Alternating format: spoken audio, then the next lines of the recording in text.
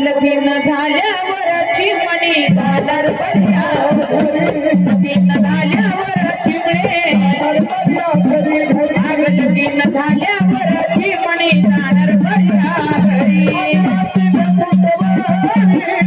माझे माहेरी माझे माहेरी दादर पर्या घरी घरी दादर पर्या घरी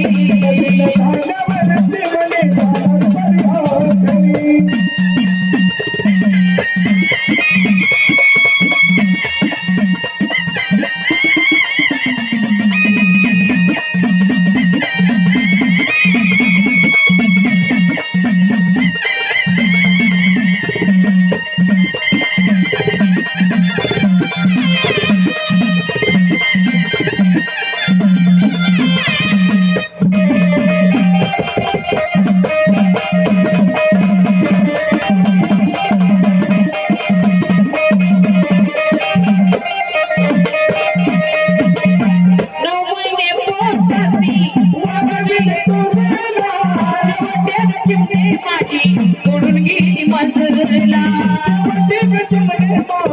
सोडून गेली मंजूरला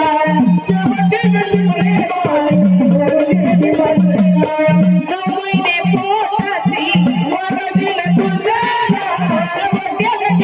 माझी सोडून गेली मंजूरला सोडून गेली मंजूरला सोडून गेली मंजूरला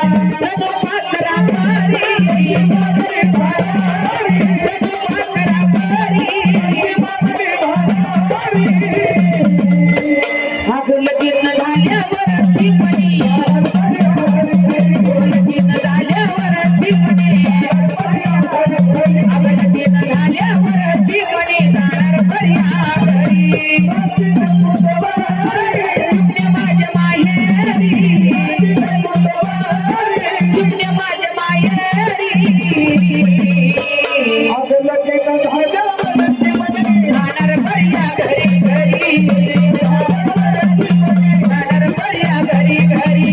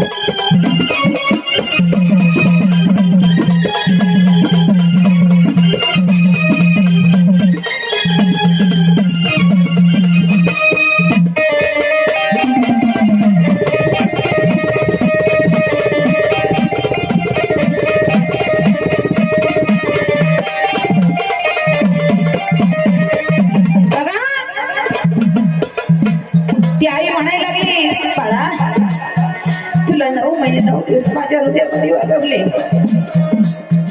हाताचा पाण्याने काठी दिले गेले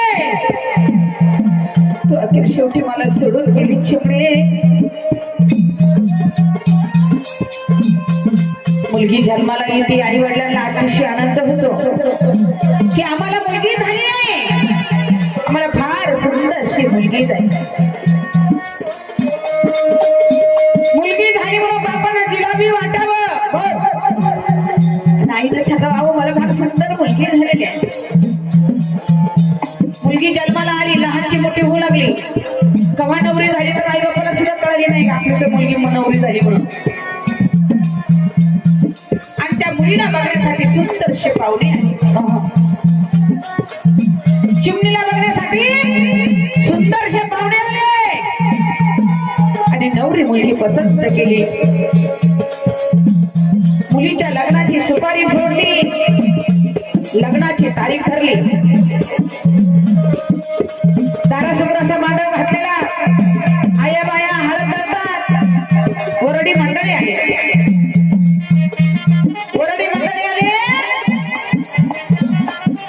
नवरदेव शेवटीला गेला नवरदेव शेवंतीवरून मिळून मांडवाच्या समोर उभा राहिला. नवऱ्या मुलीला बोलवलं आणि त्या नवरीनं नवरदेवाचा हात धरला. त्याच क्षणात आपला अधिकार संपून गेला. कसलाही अधिकार आपला राहिला नाही. का? एक सेकंदामध्ये आई बापाचा अधिकार संपून जात असतो. अरे त्या आईनं हाताचा ताळा नेत्राचे दिवे केले. बापाने बोटाला धरून चालायचं शिकवलं. तो बाप असतो.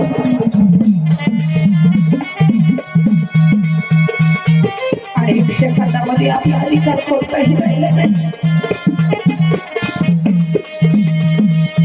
मुलीच्या अंगावरती अक्षता पडू लागल्या. आई तिकडे तुळशीला पाणी घाली ती आणि त्या तुळशीला सांगते पांडुरंगा त्याला हाताच्या फोडात माझ्या चिमणीला जपेल. एक सेकंदामध्ये माझ्या चिमणीचे प्रेम माझ्यापासून दुरावून गेलं. एक सेकंदात माझी चिमणी परकेची झाली. माझा कोणता अधिकार त्या चिमणीवरती राहिला नाही.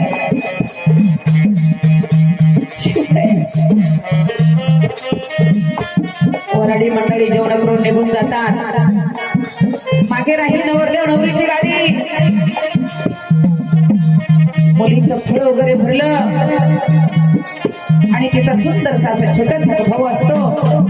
आपल्या मित्रमंडळीला जेवणा करताना वाढीत असत. जेवण करताना वाढीत असताना तितक्यात बहिणीची गाडी निघाली. बहीण नाताईला निघाली. भावाला बघितलं माझी ताई नाताईला चालली. हातात भांडं खाली टिकितो आणि धावत पळत आपल्या बहिणीकडे जातो.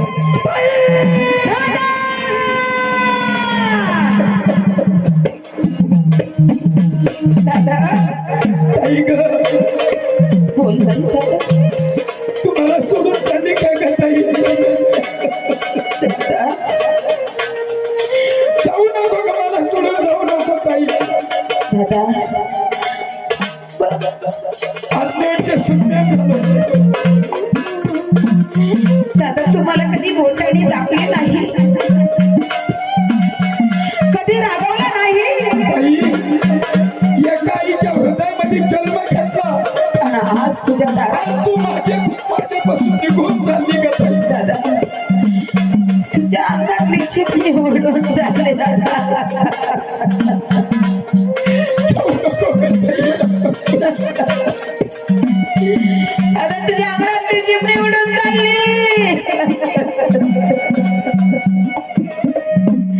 ताई ग अगं दिवाळीचा सण जर आला एक बहीण तुम्हाला. दादा पहिल्या दिवाळीच्या सणाला विसरू नको. मला लागून करणे बेलक घ्यायलाही बरं का दादा. कशाबद्दल बोलू नको मला लागी पोटी बेलक घ्यायला त्याशिवाय मला कोण आहे का जगामध्ये. खूप खूप आतुरतेनं वाट बघत दादा. ताई बोल ना. परंतु म्हणतात लेख ही परख्याचं धन असत. जसं आई बापाचं नाव कमावलं तसं सासू सासरीचं सुद्धा कमावलं. हो दादा. सासू सासऱ्या नाही हा शब्द म्हणू नको. आनंदाने राहा, मुली प्रमाणे राहा. हो दादा. ताई जाग येतो मी. येते दादा. दादा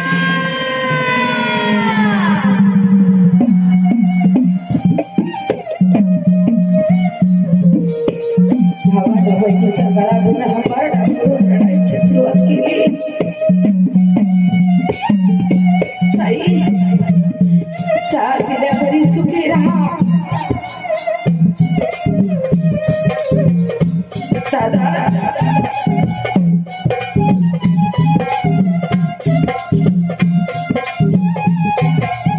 दादा पुढे विसरू नको. ज्या भावाला बहीण नसेल, एखाद्या मित्राच्या हातामध्ये लाठी पाहिली,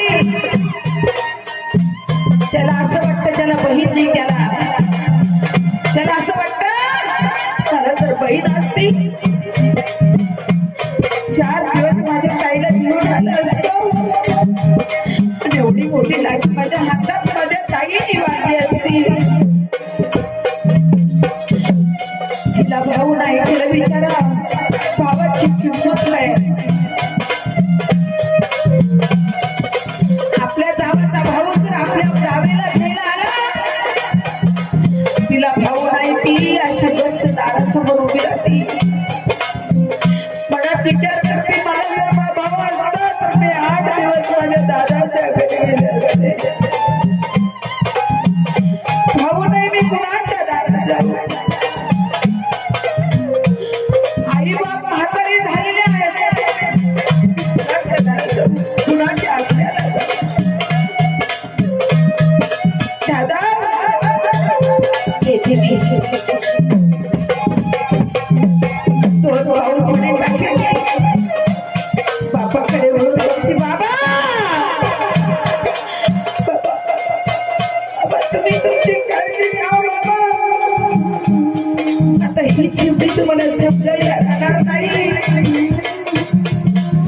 ही चिमटी तुम्हाला वाढवून द्यायला राहणार बाबा. तुम्ही वेळेवर जेवण करा. स्वतःच्या तब्येतीची काळजी घ्या बाबा.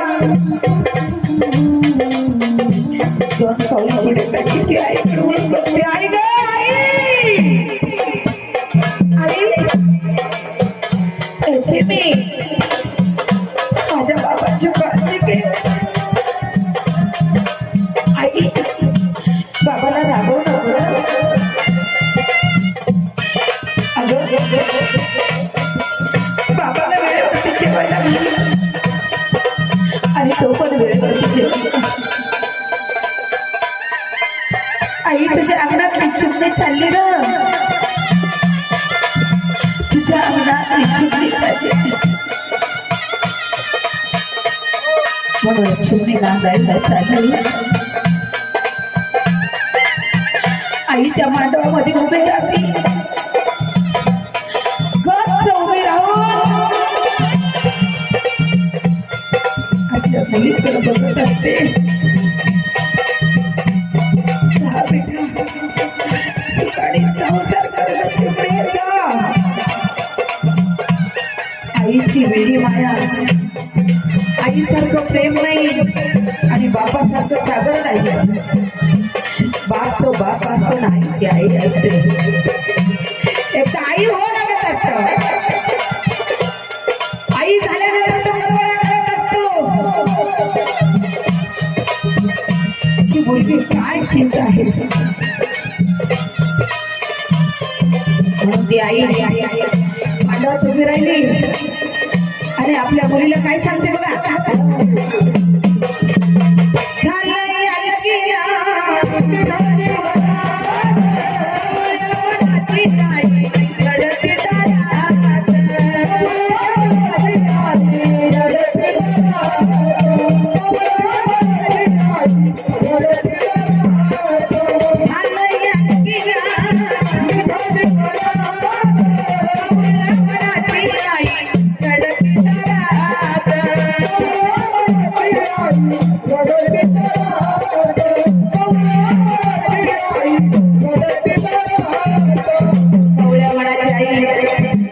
दाराला धरून उभी राहते आणि आपल्या मुलीकडे बघून रडत असते. मग ती आई आपल्या चिमणीला काय म्हणते.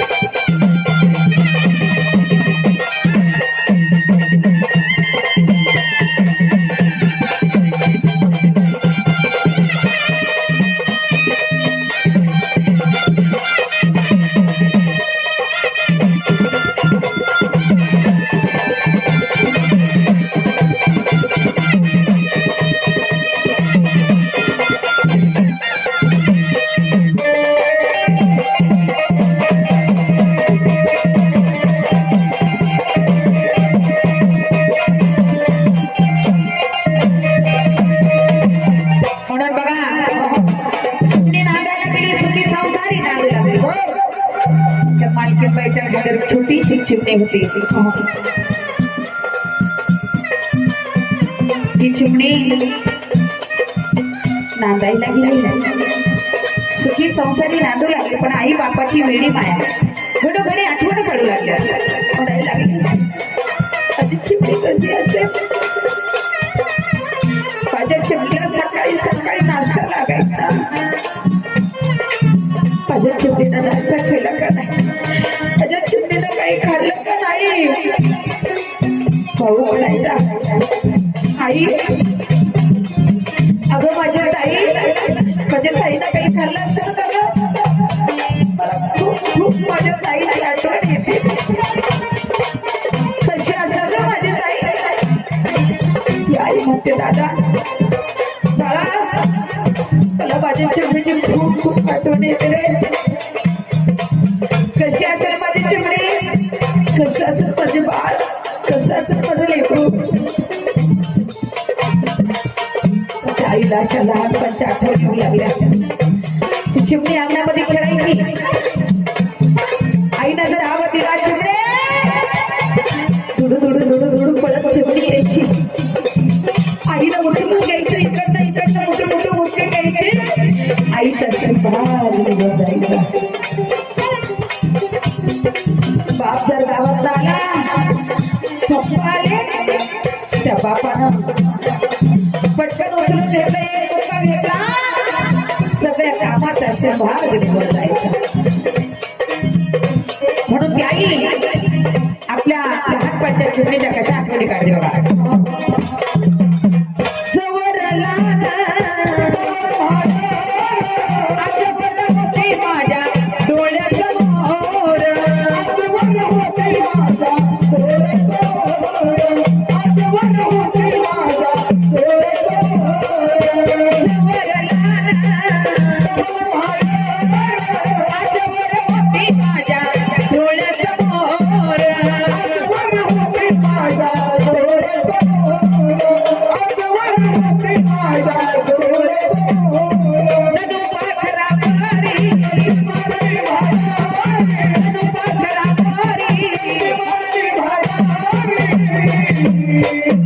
लगीन झाल्यावर चिमणे, लगीन झाल्यावर चिमणी, लगीन झाल्यावर चिमणी जाणार पर्या घरी. माझ्या माहेरी, माझ्या माहेरी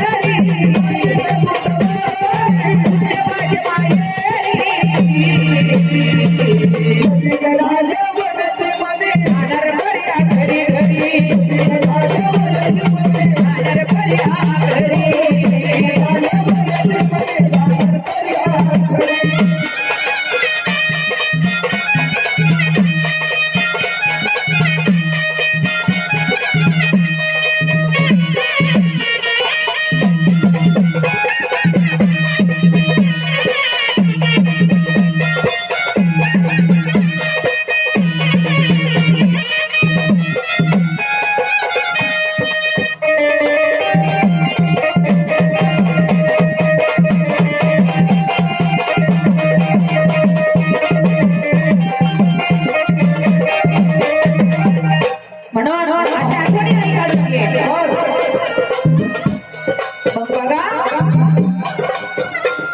मुलगी म्हणजे हे काचाचं भांडं.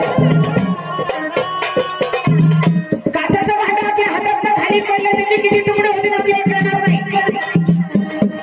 तसं चिमणीला प्रेम करणारा नवरा असावा आणि माया लावणारे सासू सासरे असावा, म्हणजे आपल्या चिमणीचं दुःख आपल्याला कळत नाही.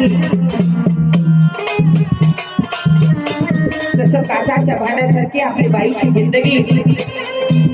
म्हणून कविताने काय सांगितलं, मुलीच्या जातीचं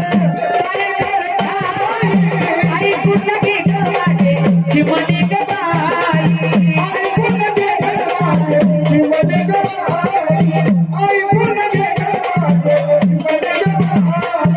मुलीच्या जातीचं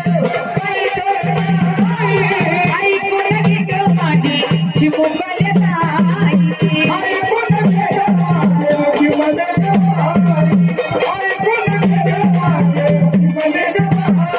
घाट फुलाची घरी